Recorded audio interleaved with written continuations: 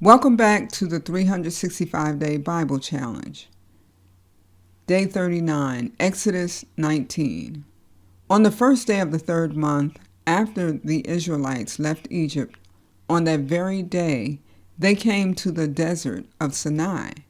After they set out from Rephidim, they entered the desert of Sinai, and Israel camped there in the desert in front of the mountain. Then Moses went up to God, and the Lord called to him from the mountain and said, "This is what you are to say to the descendants of Jacob, and what you are to tell the people of Israel. You yourselves have seen what I did to Egypt, and how I carried you on eagle's wings and brought you to myself. Now if you obey me fully and keep my covenant, then out of all nations you will be my treasured possession. Although the whole earth is mine, you will be for me a kingdom of priests and a holy nation. These are the words you are to speak to the Israelites." So Moses went back and summoned the elders of the people and set before them all the words the Lord had commanded him to speak. The people all responded together, "We will do everything the Lord has said." So Moses brought their answer back to the Lord. The Lord said to Moses, "I am going to come to you in a dense cloud, so that the people will hear me speaking with you and will always put their trust in you." Then Moses told the Lord what the people had said. And the Lord said to Moses, "Go to the people and consecrate them today and tomorrow. Have them wash their clothes and be ready by the third day. Because on that day the Lord will come down on Mount Sinai in the sight of all the people. Put limits for the people around the mountain and tell them, 'Be careful that you do not approach the mountain or touch the foot of it. Whoever touches the mountain is to be put to death. They are to be stoned or shot with arrows. Not a hand is to be laid on them. No person or animal shall be permitted to live. Only when the ram's horn sounds a long blast may they approach the mountain." After Moses had gone down the mountain to the people, he consecrated them, and they washed their clothes.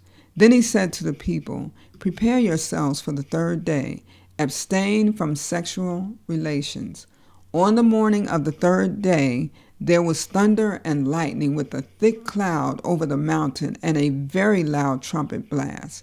Everyone in the camp trembled. Then Moses led the people out of the camp to meet with God, and they stood at the foot of the mountain. Mount Sinai was covered with smoke, because the Lord descended on it in fire. The smoke billowed up from it like smoke from a furnace, and the whole mountain trembled violently. As the sound of the mountain grew louder and louder, Moses spoke, and the voice of God answered him. The Lord descended to the top of Mount Sinai and called Moses to the top of the mountain. So Moses went up, and the Lord said to him, "Go down and warn the people so that they do not force their way through to see the Lord, and many of them perish.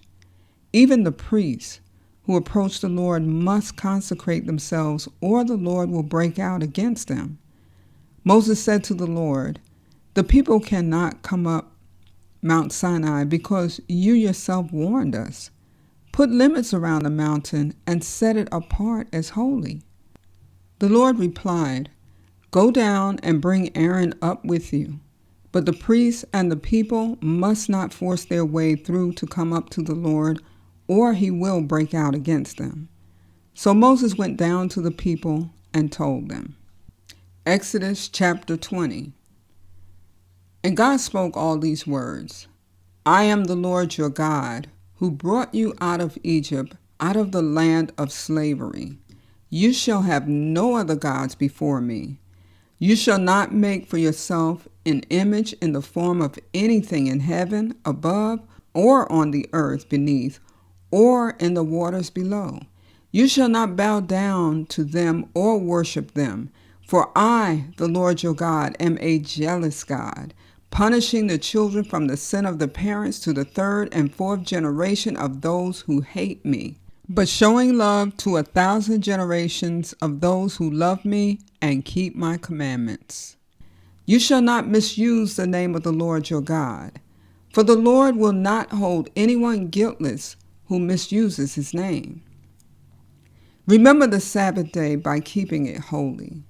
6 days you shall labor and do all your work, but the seventh day is a Sabbath to the Lord your God.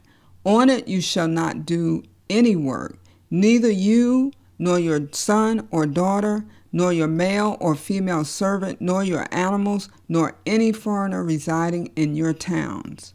For in 6 days the Lord made the heavens and the earth, the sea, and all that is in them.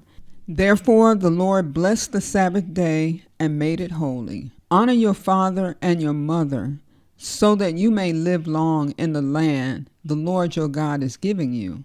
You shall not murder, you shall not commit adultery, you shall not steal, you shall not give false witness against your neighbor. You shall not covet your neighbor's house. You shall not covet your neighbor's wife or his male or female servant, his ox or donkey, or anything that belongs to your neighbor. When the people saw the thunder and lightning and heard the trumpet and saw the mountain in smoke, they trembled with fear.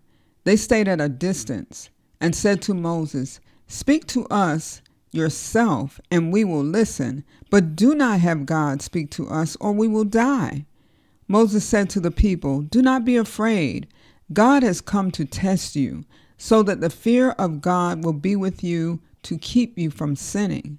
The people remained at a distance while Moses approached the thick darkness where God was. Then the Lord said to Moses, "Tell the Israelites this: You have seen for yourselves that I have spoken to you from heaven. Do not make gods to be alongside me. Do not make for yourselves gods of silver or gods of gold.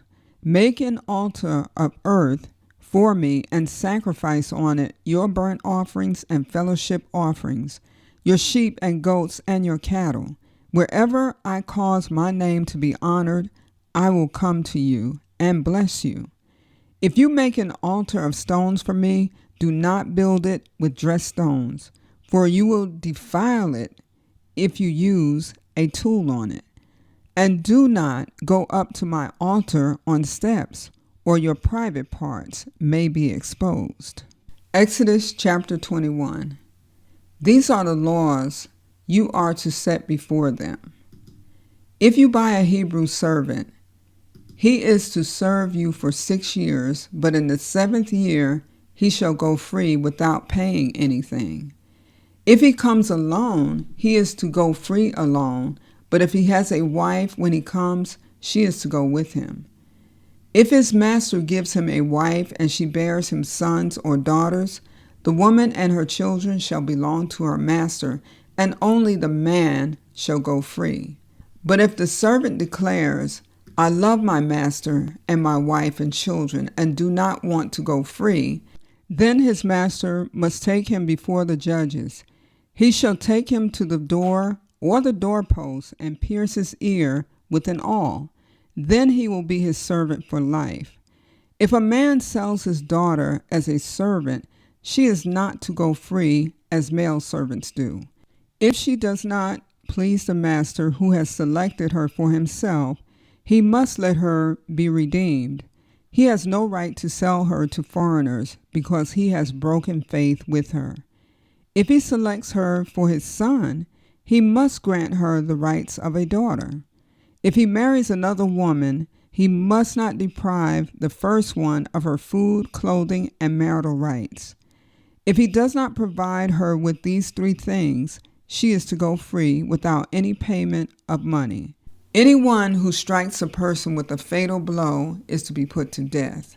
However, if it is not done intentionally, but God lets it happen, they are to flee to a place I will designate. But if anyone schemes and kills someone deliberately, that person is to be taken from my altar and put to death. Anyone who attacks their father or mother is to be put to death. Anyone who kidnaps someone is to be put to death, whether the victim has been sold or is still in the kidnapper's possession. Anyone who curses their father or mother is to be put to death.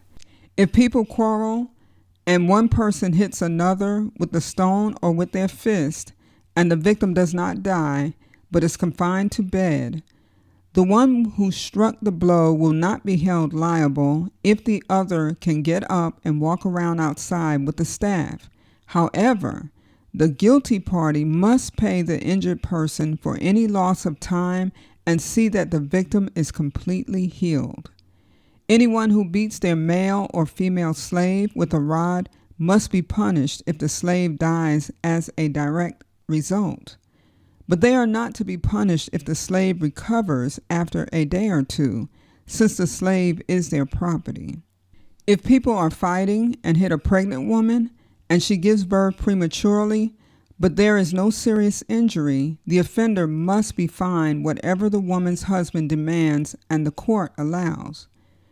But if there is serious injury, you are to take life for life, eye for eye, tooth for tooth, hand for hand, foot for foot, burn for burn, wound for wound, bruise for bruise. An owner who hits a male or female slave in the eye and destroys it must let the slave go free to compensate for the eye. And an owner who knocks out the tooth of a male or female slave must let the slave go free to compensate for the tooth. If a bull gores a man or woman to death, the bull is to be stoned to death, and its meat must not be eaten. But the owner of the bull will not be held responsible. If, however, the bull has had the habit of goring and the owner has been warned but has not kept it penned up, and it kills a man or woman, the bull is to be stoned, and its owner also is to be put to death.